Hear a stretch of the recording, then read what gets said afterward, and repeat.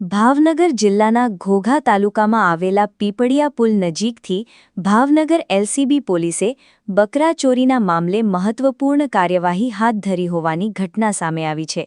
મળતી માહિતી અનુસાર પોલીસને બાતમી મળી હતી કે એક સફેદ કલરની ફોર વ્હીલર કારમાં ચોરી કરી લાવવામાં આવેલ બકરો લઈ કેટલાક શખ્સો પસાર થવાના છે.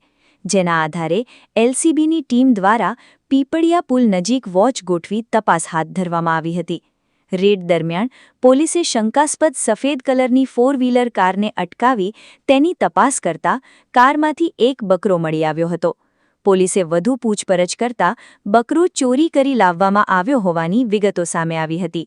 ત્યારબાદ પોલીસે કારમાં સવાર ત્રણેય શખ્સોને ઝડપી લઈ કાયદેસરની કાર્યવાહી હાથ ધરી હતી. ઝડપાયેલા આરોપીઓમાં હાર્દિક ઉર્ફે રાહુલ અશોકભાઈ તળપદા, રોહિત દિનેશભાઈ ઉર્ફે રમેશભાઈ તળપદા અને કલ્પેશભાઈ અરવિંદભાઈ તળપદાનો સમાવેશ થાય છે. ત્રણેય આરોપીઓ નડિયાદ વિસ્તારના રહેવાસી હોવાનું જાણવા મળી રહ્યું છે અને મજૂરી કામ સાથે સંકળાયેલા હોવાનું પણ સામે આવ્યું છે. પોલીસે આરોપીઓ પાસેથી એક બકરો તથા ફોર વ્હીલર કાર કબજે લઈ વધુ તપાસ શરૂ કરી છે.